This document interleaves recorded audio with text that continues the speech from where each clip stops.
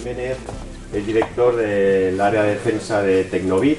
Tecnovit es una empresa del sector aeronáutica espacial que pasó a formar parte del grupo Vesía, con el que hemos firmado una cátedra recientemente. Tenemos una estrecha colaboración. Jorge ya estuvo con nosotros hace 2 años en una mesa redonda sobre software crítico y bueno, pues hoy nos ha propuesto un nuevo tema, pues que seguro va a estar muy bien. Muchas gracias, Javier. Como dices, para nosotros es un placer venir aquí cada vez, no olvides. Como hoy vienes por la tarde y esto es muy duro, si me permites, yo lo que quiero es que si hay preguntas por el camino y tal, no esperes al final, sino que sobre la marcha vamos viendo, ¿vale? Porque lo hemos hecho sin querer, no hemos hablado de ello, pero lo que he visto ahora yo voy a poner un ejemplo de lo que estamos haciendo de verdad, de cómo se implementa esto en un sistema. ¿Vale? Bueno, solo las 3 partes de la presentación. Os voy a explicar un poquito de lo que hemos hecho durante la historia de la compañía, luego en el aerodrome un ejemplo de cómo estamos haciendo un computador, ¿vale? para el avión no tripulado, y luego hay 3 o 4 transparencias de que vemos que en el futuro puede ser tecnologías interesantes para un par de aplicaciones, ¿vale? Entonces, historia. Bueno, Tecnovit tiene 45 años de historia, dentro de poco haremos 50, y hemos estado en todos los programas aeronáuticos de la historia reciente de España, desde el Eurofighter, donde empezamos con algunos sistemas, hasta el Eurodrone. En el Eurofighter, bueno, pues teníamos 4 o 5 sistemas embarcados. El más chulo, el más interesante es este, que es el que va aquí montado aquí delante, que es un radar pasivo de infrarrojos, ¿no? Pero además del radar pasivo infrarrojo, pues por ejemplo, hay una función que hace, que es que ayuda al aterrizaje en vuelo. Entonces esta es la imagen infrarroja cuando va volando el avión, ahí viendo hacia tierra, ¿no? Que es cuando va a aterrizar. En este caso, por ejemplo, como ha explicado antes él, esto es un DALV. Entonces, el piloto se fía de esto para aterrizar de noche, lo ve en el display de cabina, y entonces el sistema es crítico para aterrizar, para evitar un accidente y todas esas cosas. Aquí no sería un DALA como un avión civil, sino que es un DALV, porque es un avión militar y al piloto pues está en un avión militar, entonces pues se puede perder el piloto, ¿no? Pero todo el software y todo el equipo, todo el sistema tiene que asegurar que no hay ningún fallo que al piloto le haga pensar que está en un sitio diferente con la imagen que ve en camino, ¿vale? Entonces hay un montón de pruebas y de test que se hacen para eso. Esta tecnología, nosotros empezamos este cacharro hace 40 años, ¿vale? Ha tenido varios desarrollos, pero el último hardware que lleva montado pues es lo que decía antes de un procesador PowerPC y FPGA por separado. Pasado el tiempo, pues salió el siguiente programa especial, que salió la 400. En la 400 tenemos varios equipos, en particular estos 2 que veis aquí. Este de aquí es un computador, que es para un sistema de data link que lleva el avión de comunicación contra el centro de tierra de estos aviones, y este es el sistema de comunicación de audio, que es donde los pilotos y todo el mundo enchufan los cascos y los micrófonos y se hablan entre ellos, ¿vale? Este sistema no es crítico de vuelo, pero sí que es crítico de emisión, ¿vale? Lo llamamos, es equivalente a un DALC. Entonces, es el primer sistema de audio que está basado en Ethernet y con fibra óptica. O sea, no es un sistema clásico de audio con canales, sino que es un sistema de tiempo distribuido en Ethernet, ¿no? Y nos costó un ratito el convencer al certificador de que eso no perdía tramas y que era seguro para mantener toda la comunicación, porque la comunicación con torre de control pasa por ahí, ¿vale? Entonces, ahí también subimos un poquito para conseguir el DALC, sobre todo del software, ¿vale? Y es lo que estáis viendo aquí. Bueno, un poco lo que ha comentado antes el compañero. Bueno, pues dependiendo de cuál es el efecto que puede tener un fallo, se clasifica en cada una de esas categorías. Como veis, si es una pérdida de avión o pérdida de vidas, es A. Si es pérdida de avión pero no hay pérdida de vidas, B. Si es un fallo, sobre todo, que afecta a la misión o la seguridad en vuelo, pues un DALC, y a partir de ahí DALC. Y según cada uno de estos sistemas tiene mayor criticidad, cada vez necesitan más número de objetivos a la hora de desarrollar, que tienes que certificar, que tienes que cumplir, que tienes que verificar hasta llegar al. Pero bueno, eso ya lo he contado antes, no me paro, ¿vale? En el Eurodrone, pues básicamente estamos haciendo varios sistemas. Os he traído aquí dos de los más importantes, ¿no? Igual, un sistema de comunicación de audio. Y decís, joder, en un avión no tripulado un sistema de audio. Para cerrar, ¿no? Pues no. Porque en el fondo la tripulación está en tierra. Está en tierra, sentada en un shelter o en un centro de control, y todos los sistemas que están ahí en tierra tienen la misma clasificación que lo que hay en el avión. Con lo cual el sistema de audio que veis aquí es muy parecido al anterior, diferente porque tiene otras configuraciones, pero tiene que cumplir las mismas condiciones que el sistema que va embarcado, ¿vale? Aunque el avión en sí no tiene tripulación. Luego no es cierto, porque en el avión va una parte del sistema para poder hacer con las torres de control de otros aeropuertos. Entonces, lo que haga el equipo en tierra se comunica con el avión, que se comunica con la torre de control. ¿Vale? Y este de aquí, que veis aquí, ¿vale? Es un computador que es el ejemplo que os voy a poner después, ¿vale? Que es el CDS. Ahora si queréis lo ves. Pues ha sido nuestra evolución, ¿no? A lo largo de estos años. Hemos estado en todos los programas importantes y al final, pues en este último es donde estamos teniendo el último desarrollo tecnológico, ¿vale?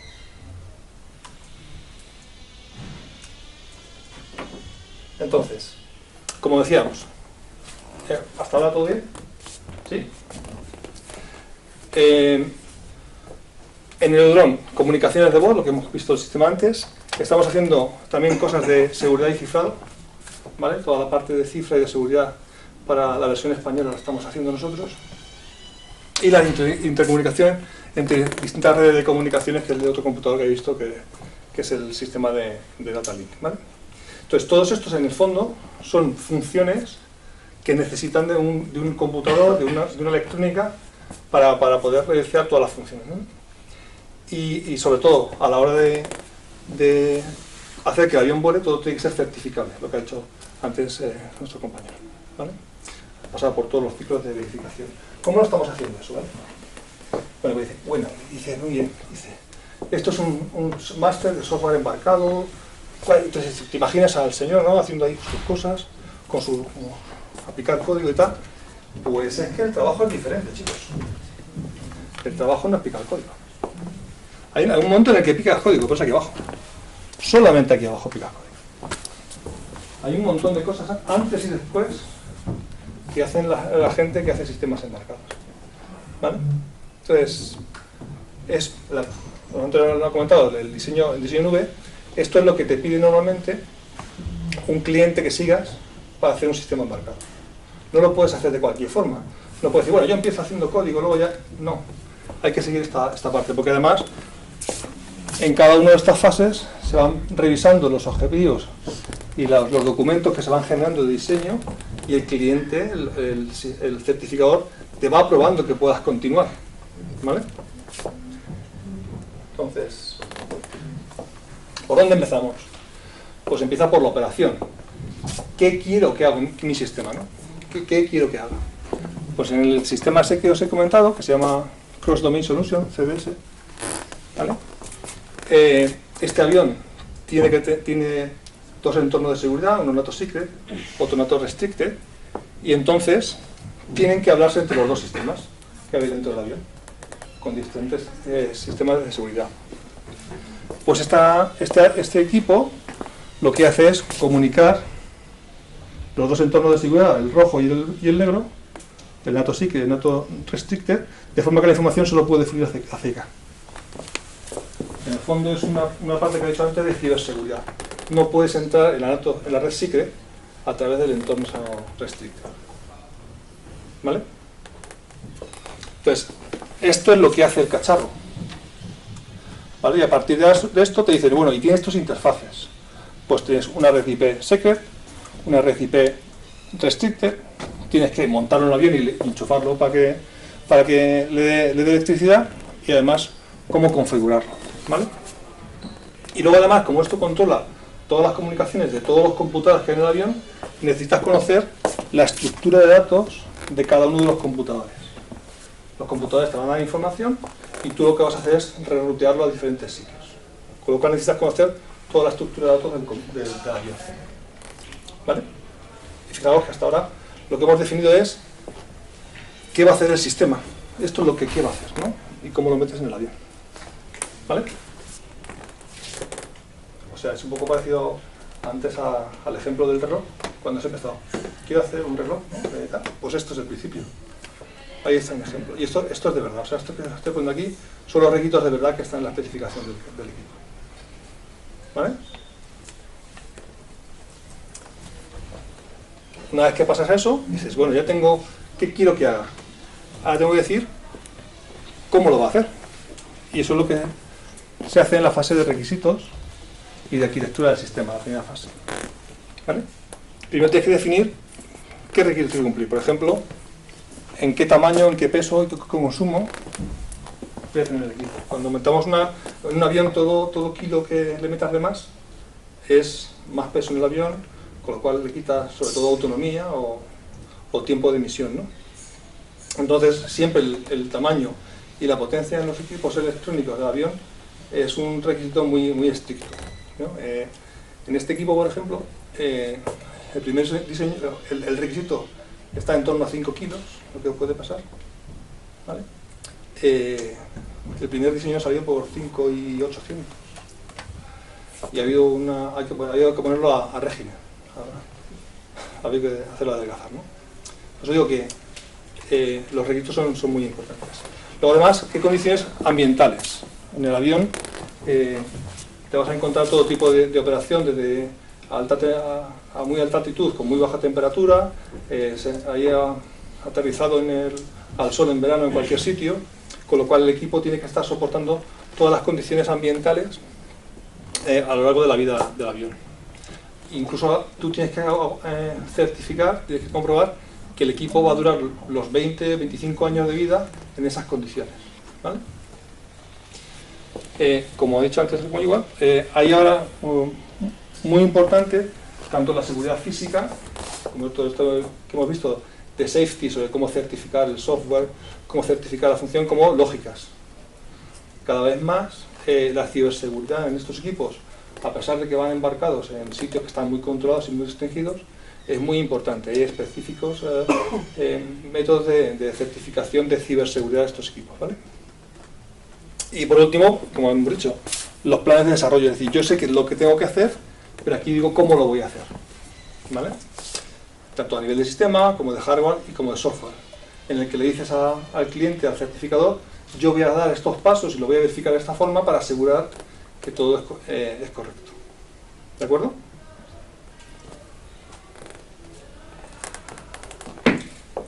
Entonces, cuando ya tienes eso, haces la arquitectura del proyecto. Es decir, la primera arquitectura, cómo yo voy a distribuir internamente las funcionalidades dentro del equipo, ¿vale?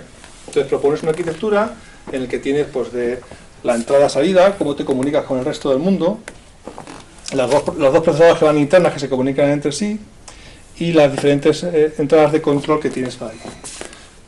Por supuesto, vas a tener una fuente de alimentación y los módulos de tempes para entrar hacia la alimentación del avión. Entonces, justo con los requisitos, propone la primera arquitectura. Va a decir, yo tengo que hacer estos requisitos y lo que propongo es cumplirlo con esta arquitectura. Y eso es lo que pasa a la primera revisión de diseño. Fijaos que aquí de momento no hemos hablado prácticamente de software ni de código. Evidentemente está ahí, porque todas estas funciones que estáis viendo sobre estas dos procesadoras, que ahora veremos un poquito los detalles, hay que implementarlas, hay que hacer un código que haga eso. Pero primero lo que tienes que pensar es qué vas a hacer y cómo lo vas a hacer. ¿Sí?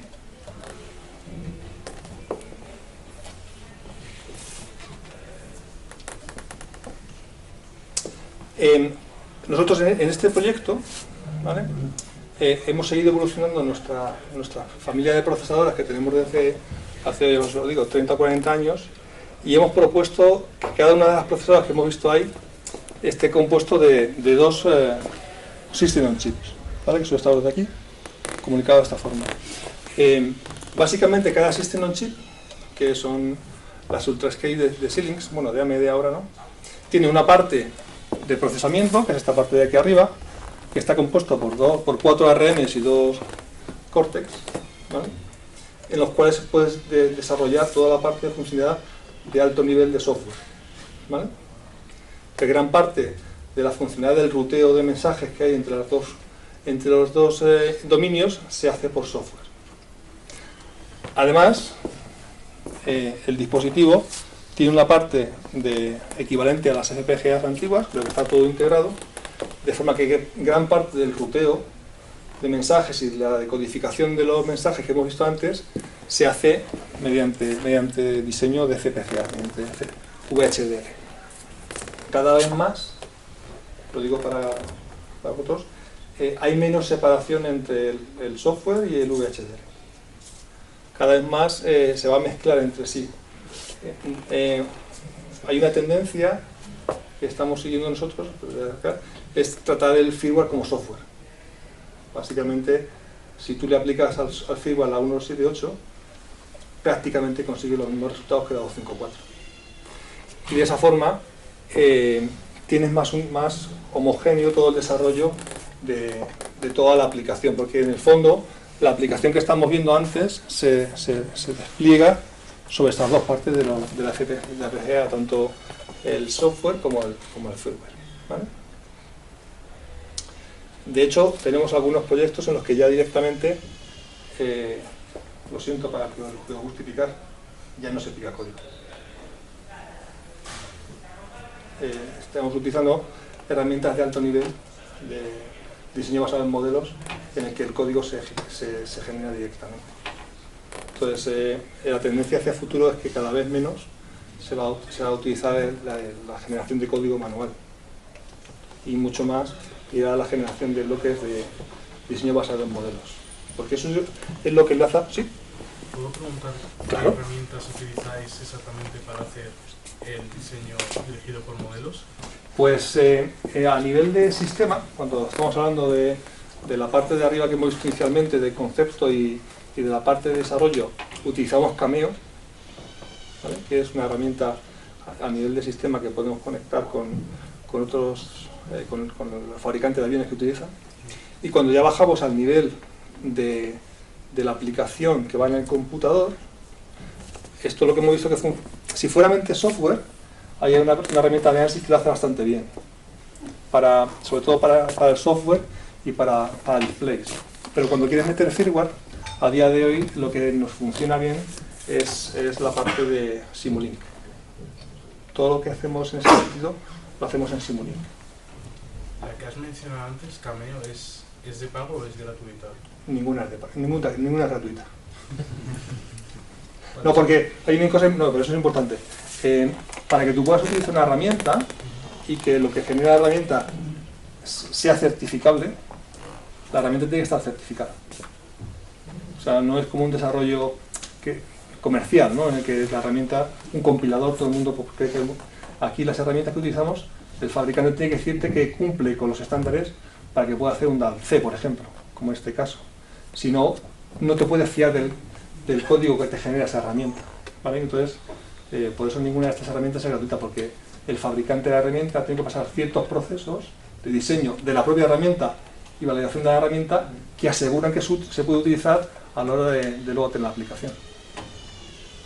También has mencionado antes que la V tiene una verificación y validación que lo más no aplicáis tanto código, sino que lo más importante es cómo desarrolláis utilizando lo que sería la verificación y validación. ¿Utilizáis modelos o modelado dirigido a pruebas? Estilo... Sí, de hecho, voy para atrás. No, esto es para adelante, perdón.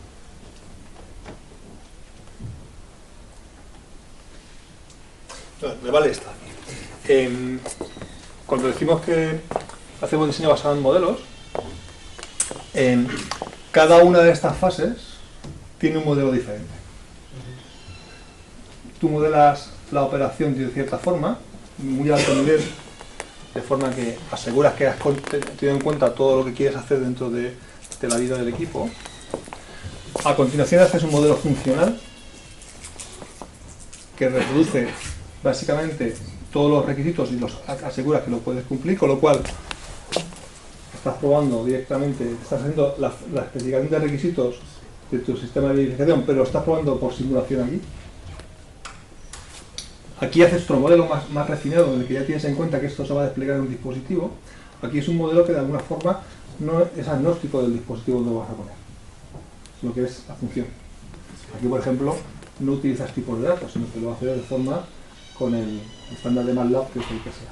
Aquí ya no, aquí ya tienes en cuenta que lo vas a desplegar en un dispositivo, en el que tienes un tipo de datos en particular para hacer cierta función, en el que tienes cierto procesador, en el que tienes cierta cosa, que además se hablan entre ellos con un cierto ICD, ¿vale?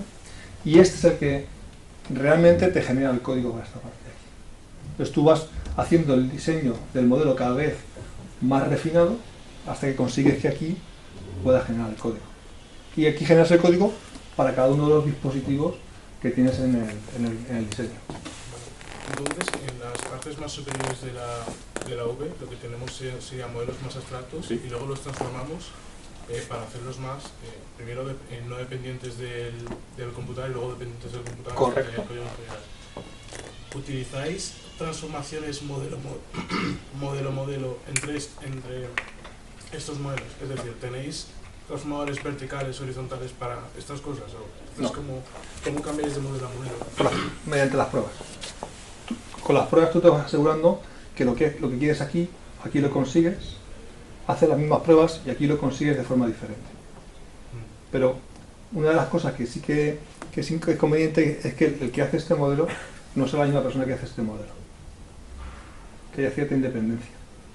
O sea, en el fondo, lo que sí puedes comparar es el resultado del modelo. Si yo sé que en esta prueba el modelo de arriba es funcional, me da este resultado, en la prueba de abajo, haciendo lo mismo, el otro me tiene que dar el mismo resultado, teniendo en cuenta los tipos de datos y ese tipo de cosas.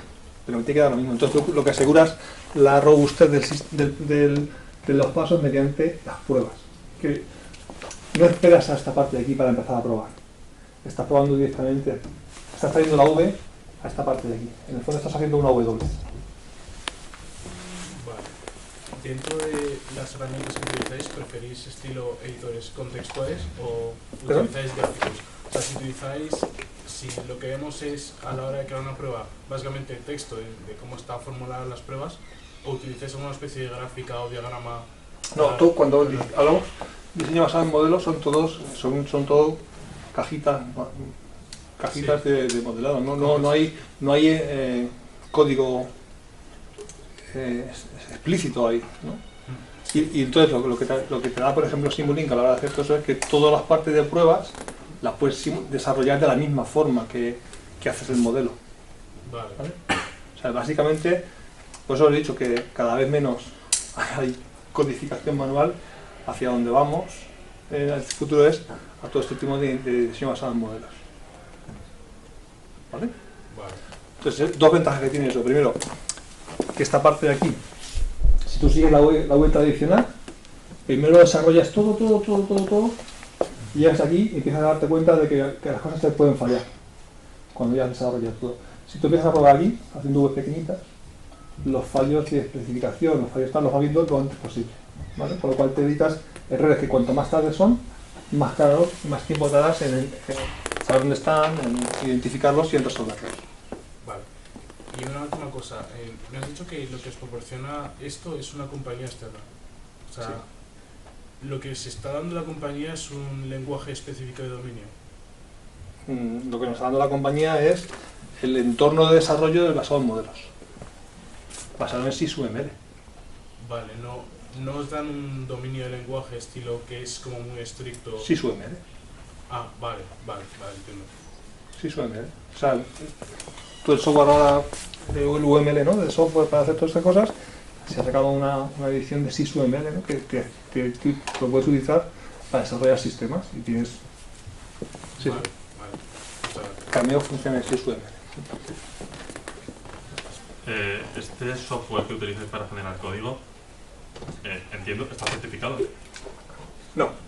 Vale. Pero te da los medios para que tú certifiques la salida de la herramienta. O sea, certificar una herramienta para generar código es, si no imposible, extremadamente caro. Bueno, se puede pagar. No, O sea, pero- una herramienta certificada, quiero decir. A día de hoy no la hay. Claro, Las herramientas lo que te dan es luego los kits, con lo cual tú pruebas que la salida es certificable. Vale, ese código autogenerado, quiero decir, no pasa misma, evidentemente. Sí. ¿Pasa misma? Sí.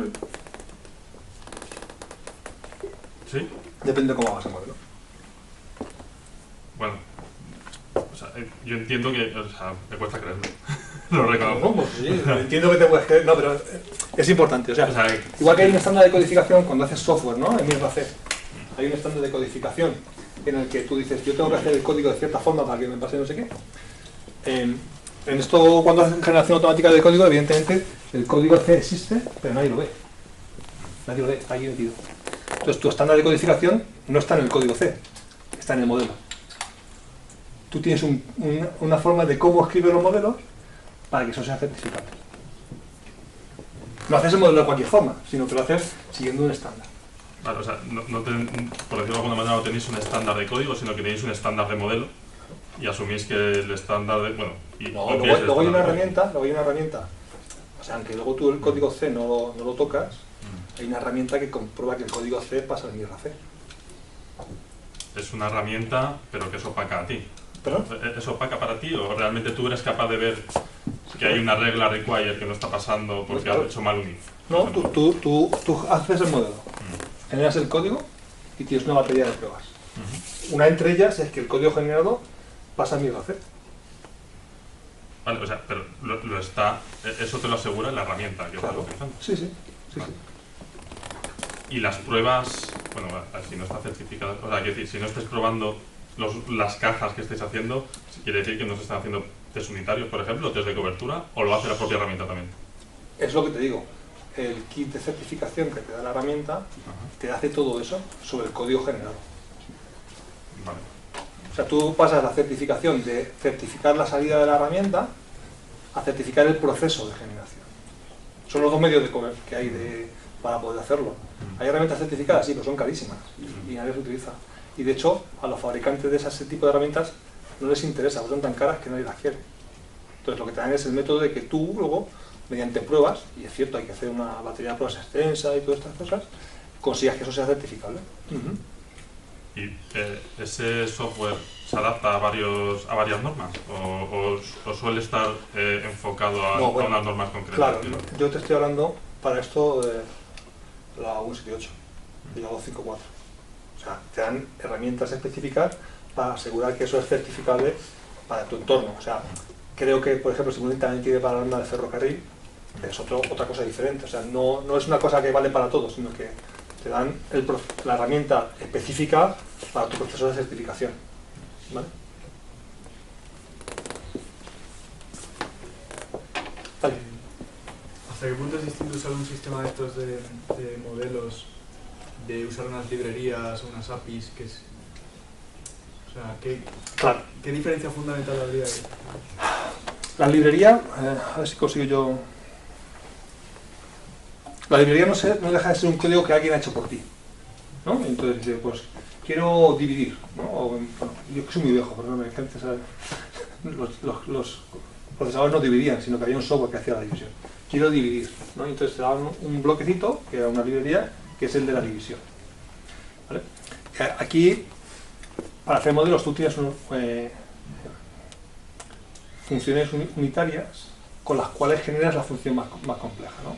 Entonces dices, yo quiero el número A y el número B, sumarlos y luego dividirlos, y entonces eso es lo que hace el bloque. En el fondo, detrás de ello sí que hay una librería, porque esas básicas las tienes en la herramienta esta de bloques. ¿Qué ocurre? Que aquí te permite una abstracción de la funcionalidad sobre el código, ¿sabes lo que quiero decir? O sea, toda la parte inicial de cuando tú tienes que hacer el código, al final, no sé qué, no está. Solo te dedicas a hacer la función pura, ¿vale? Y además lo haces de forma visual, con lo cual todo es como mucho más intuitivo para un humano, que no esté formado por el software, que ya es una forma más recuperable. Pero ¿Y entonces hasta qué punto puedes decir que no estás picando código? Porque al final, si tú estás Bueno. programando con un... a ver, sí, es verdad, lleva razón. Lo que somos más viejos, picar códigos cuando te pones a escribir C, if, then, eso ya no lo vas a hacer. Aquí el código, en vez de lo que vas a aplicar, es estilo de generar modelos. ¿Vale? Lleva razón, no lo he explicado bien. ¿Sí? ¿Más? Más allá de la parte de compliance con la norma y con MISRA y todo esto, y de que realmente pueda certificar con él, ¿tiene capacidad de real time?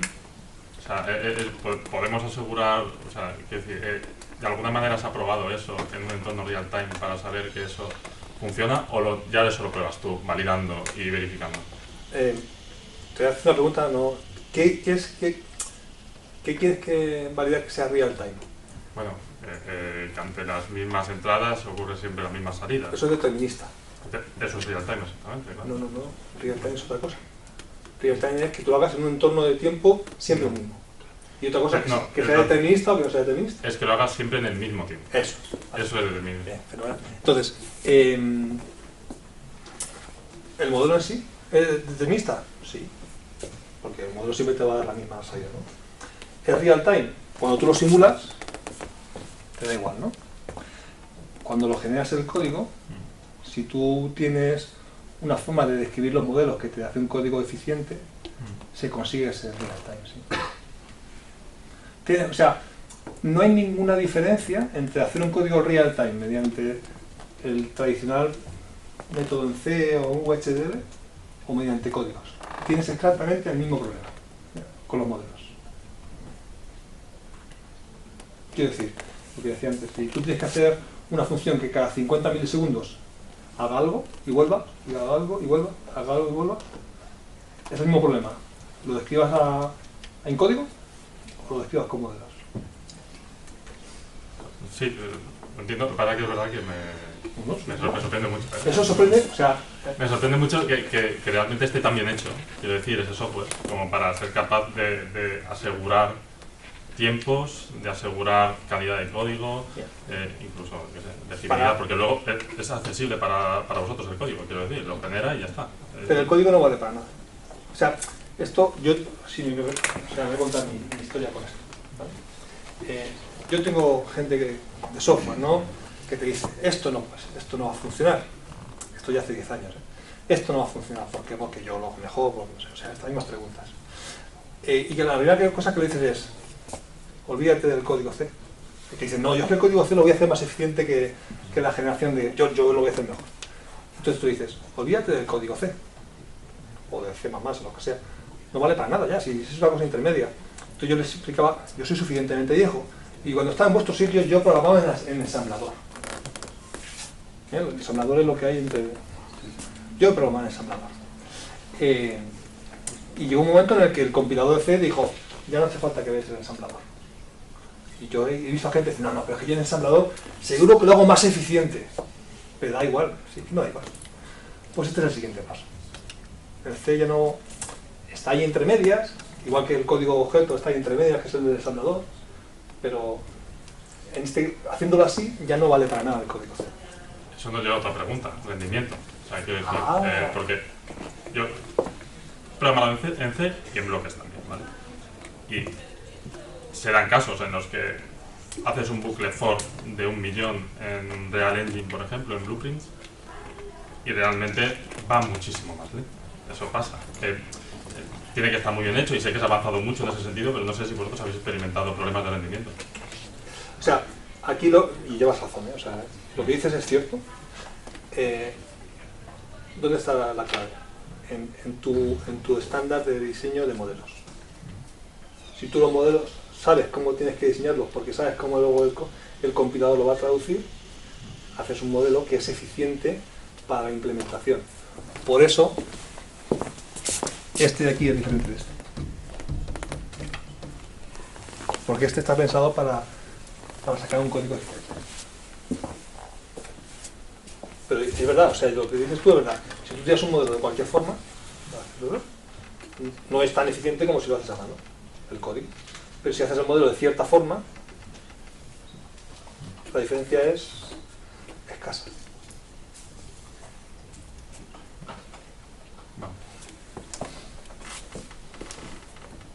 ¿Alguna más?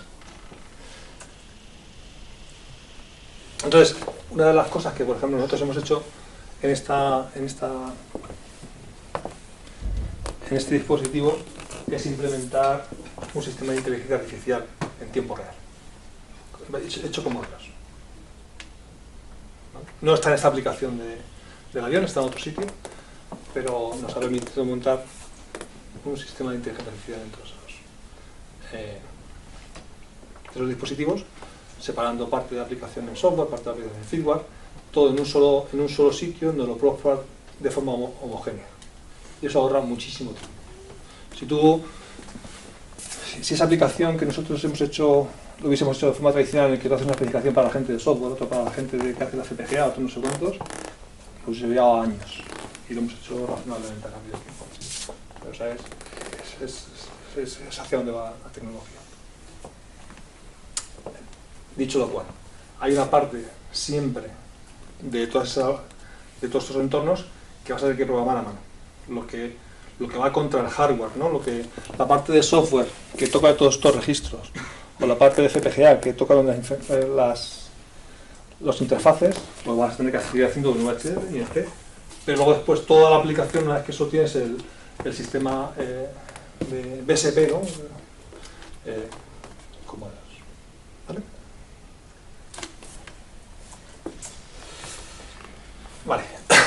Y luego ya pues llega el diseño detallado, ya tengo la funcionalidad y esto es cuando empiezo a decir, bueno, pues hago mi software, ¿no? Con mis diferentes bloquecitos de VML y qué tengo que hacer en cada lado, en cada tarjeta y tal. Y en paralelo estoy desarrollando el hardware. Aquí nosotros lo que intentamos es no desacoplar el desarrollo del software y del hardware, ¿no? Sino que corran en paralelo, que vayan trabajando, porque es la forma en la que se va viendo cómo el sistema completo empieza a funcionar, ¿no? Entonces la tarjeta, pues tienes que hacer tus simulaciones mecánicas y térmicas de cómo eso se dobla y todo este tipo de cosas. Es básicamente en cada parte pues la parte de software y la parte de hardware, ¿no? Y además tienes que justificar porque eso es la forma en la que va a cumplir con todos los requisitos y así para cada uno de los componentes. Y esto luego llega a la implementación, que es cuando de verdad, pues una vez que has pasado el CDR, la revisión crítica de diseño, en la que todo lo anterior está aprobado, pues compones todas las aplicaciones software, haces todo el firmware que va en la FPGA, montas tu tarjeta, que esa es la de verdad. Esa es la primera tarjeta que montamos de este cacharro. Veis, aquí son los dos dispositivos con sus memorias y tal. Incluso pues también montas el hardware, ¿no? el equipo, la mecánica, que luego incluye todo eso dentro del equipo, ¿vale? Como veis hasta aquí, pues estás haciendo la parte más de diseño de alto nivel. Aquí es ya la parte de implementación en la que las ideas se convierten en cosas físicas, ¿vale? Y entonces luego llega la parte divertida, que es la que queremos que todo el mundo, que es hacer el diseño del software y tal, ¿no? Cuando empiezas a poner muchos cables, muchas tarjetas, muchas cosas por ahí funcionando, y empiezas a hacer las pruebas tanto del hardware como del software y empiezas a hacer la integración de los módulos, ¿no?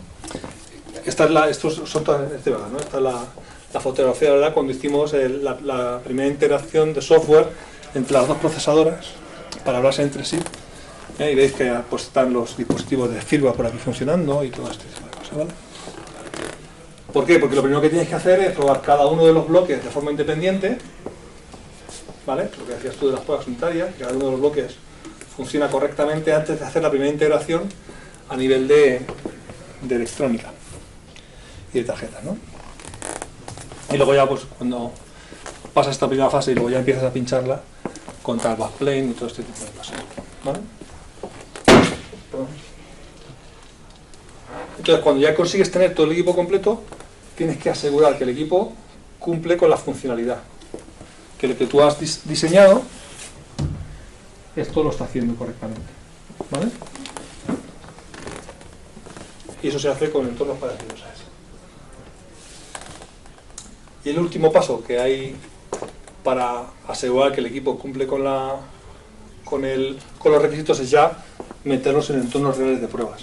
Entonces aquí veis un equipo parecido, no es este, es otro equipo en el que está en una mesa de vibración y donde un equipo de pruebas está inyectando todos los datos como si fuera el sistema real del avión, ¿vale? Y está funcionando en el entorno en el que se va a encontrar el equipo. Entonces, en un sistema como estos, casi tan importante como lo que se hace aquí, son todos los entornos de prueba que hay que desarrollar para que esto cumpla, verificar que cumple, ¿no?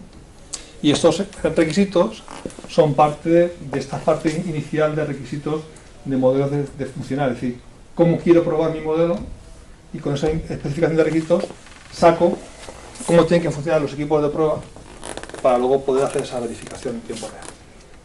Porque aquí tienes que asegurar que los datos que le entran al sistema, al equipo, son el tiempo y los datos reales como si estuvieran en el avión.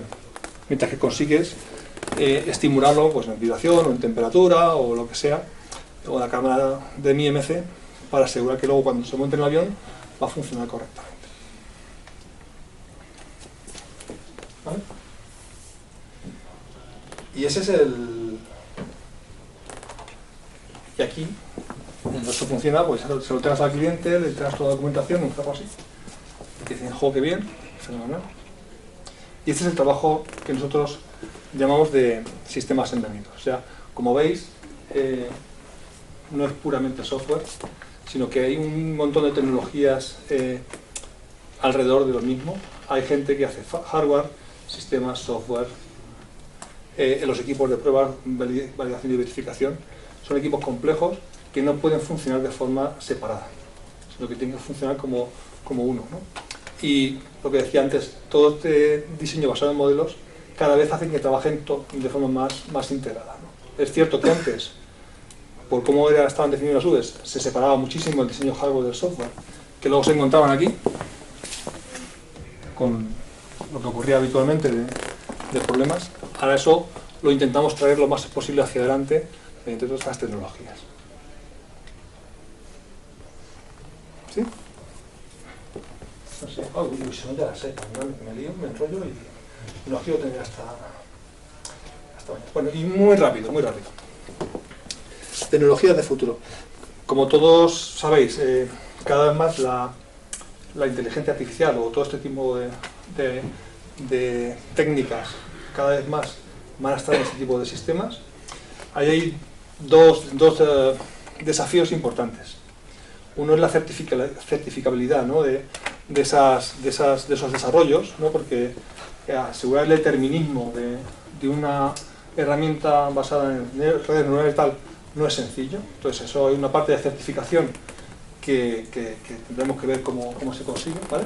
Pero yo aquí lo que os quiero hablar es qué procesamiento hace falta para el futuro para poder meter todo este tipo de aplicaciones, porque estas aplicaciones necesitan una capacidad de cálculo y de cómputo tremenda, ¿no? Entonces básicamente a día de hoy lo que se prevé para el futuro, que ya está aquí pero más hacia adelante, son dos aplicaciones o dos formas de hacer este tipo de aplicaciones mediante GPUs, ¿no? O ahí tenéis una de NVIDIA en el que ya hay algún procesador incluso dentro, o los System on Chips que hemos visto, ¿no? En el que tú tienes uno o varios procesadores, tienes la parte de FPGA e incluso alguna parte de GPUs, ¿no? Que aquí, por ejemplo, está aquí, que tienes todo dentro del mismo dispositivo, ¿vale? Las GPUs son básicamente aceleradores de cálculo de un procesador. O sea, tú tienes un procesador tradicional, ¿no? Que veis aquí la CPU, con los cores que tú quieras, y lo que sea, y la GPU lo que es un acelerador. Originalmente era para procesamiento de gráficos, pero cada vez más, aunque llamamos GPU, estos son aceleradores de procesamiento, ¿vale? Y lo que permiten es, mediante desarrollo de software casi tradicional, hacer una implementación semi-hardware en los bloques preprogramados que tiene la GPU, ¿vale? Con lo cual tú puedes crear diferentes hilos de procesamiento que está definido mediante software. Eso es, bueno, ahora veremos un poquito la ventaja y la inconveniente. Sin embargo, el System on Chip lo que te permite es muchísimo más variedad de interfaces, de procesamientos y en un solo dispositivo tener la parte de software y de FPGAs, ¿no? Con lo cual tienes mayor flexibilidad en qué haces en cada uno de los sitios. En cuanto a ventajas e inconvenientes, que yo creo que al final es no todo es la solución única. Hay aplicaciones en que quizá la GPU va a ser más fácil de utilizar y más conveniente, hay otras en las que el System on Chip no hay una solución única. Aquí están un poquito de ventajas e inconvenientes de cada una de ellas. En cuanto a la flexibilidad, la GPU es mucho más fácil de reprogramar, porque básicamente se programa muy parecido al software. Mientras que en el System on Chip, si tienes que andar tocando el VHDL o los modelos que hacen VHDL, pues siempre es un poquito más complejo, ¿vale? Sin embargo, en cuanto a capacidad de cálculo frente a la disipación, las GPUs ahí pierden. Las GPUs consumen potencia para aburrir porque tú tienes todos los bloques funcionando independientemente que no hagan nada, mientras que en el System on Chip tú solamente utilizas la parte que necesitas y puedes incluso apagar el resto, ¿no? Lo que decíamos, para la adaptación de los algoritmos, la GPU se hace mientras software, entonces para hacer prototipos, para hacer algo de demostración rápida, la GPU quizás sea mucho más sencillo. Si quieres hacer algo que sea certificable, a día de hoy el único camino que se ve viable es el de las FPGAs, porque no hay un método claro en cuanto a cómo certificar una aplicación en GPU, ¿vale? En interfaces, aquí hay una gran ventaja en los System on Chips. De por sí tiene un montón más de cosas alrededor que te permiten conectarte con un montón de dispositivos, mientras que la GPU va a necesitar de hardware adicional alrededor. Y cuanto a paralización, el System on Chip puede paralizar mucho más hilos de ejecución que la GPU. Pero bueno, eso ya es dependiendo de para qué y cómo lo necesites, utilizar una cosa o la otra, ¿vale? Lo que yo os recomiendo es que aprendáis las dos, ¿vale? Las dos se van a utilizar, es el futuro, y luego ya dependerá de la aplicación en particular, pero las dos son muy interesantes, ¿no? Quizá más que haya con procesadores que tal, este tipo de aplicaciones yo creo que son, si os gusta lo que os he contado de sistemas embarcados, metidos en aviones, en barcos, en lo que sea, este es el futuro en cuanto a lo que va a demandar en aplicaciones futuras, ¿vale? Y yo es lo que había preparado para hoy, y son ya las 6 y pico. No quiero, es una paliza muy grande, pero si tenéis alguna preguntas o dudas... En esto que dices de algoritmos IA y tal, como en la industria así de embarcados que son sistemas críticos y que, bueno, lo que contaba, ¿cómo lo estáis planteando el introducir estos algoritmos que pueden ser más impredecibles o más...? Pues esto es un poco parecido al coche autónomo, ¿no? Pero empiezo por el principio. Lo que se está planteando es que va a haber un método en cómo certificar aplicaciones basadas en algoritmos de este estilo para aviones, ¿no? Para sistemas embarcados. Y va a haber diferentes niveles. Uno en el que sea un algoritmo determinista. O sea, tú puedes programar un algoritmo determinista basado en inteligencia artificial, en redes neurales. Se puede hacer, ¿vale? Entonces, si tú consigues que es determinista, demostrar que el algoritmo es determinista, que entre la misma entrada siempre te va a dar la misma salida, independientemente de cómo lo ejecutes, el proceso de certificación es parecido al que hay hoy, salvo el método de entrenamiento. Tienes que asegurarte que tu método de entrenamiento también es determinista a la hora de generarte la programación del asunto, ¿no? Si ya no consigues, o la aplicación es de tal naturaleza que no consigues que sea determinista, sino que en función de cuándo le entre una entrada te da una salida diferente, porque tenga historia, porque lo que sea, eso todavía no se sabe cómo se va a certificar. O sea, por ejemplo, ¿esto para qué puede servir fácilmente, ¿no? Y pensamos, imagínate un sistema de control de vuelo en el que según el avión se va envejeciendo, pues va cambiando las leyes del avión, ¿no? Tú en un sistema de control de vuelo tienes metidas las leyes del avión y funciona siempre igual, pero según va envejeciendo, imagínate que aquello va cambiando y el sistema va aprendiendo cómo va cambiando y se va ajustando. Si eso fuera determinista, básicamente lo puedes dejar. Si aquello en función de cómo las salidas cambiase, a día de hoy no podrías utilizarlo. Se está investigando, se está viendo cómo eso, pero a día de hoy no hay una solución clara para eso. ¿Vale? ¿El método anterior? Sí. ¿Vale? La dificultad está en certificar o asegurar los métodos de entrenamiento. ¿Vale?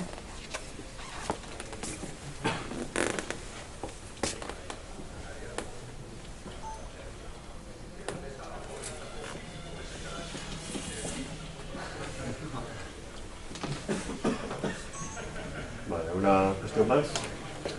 Ya, pues muchas gracias.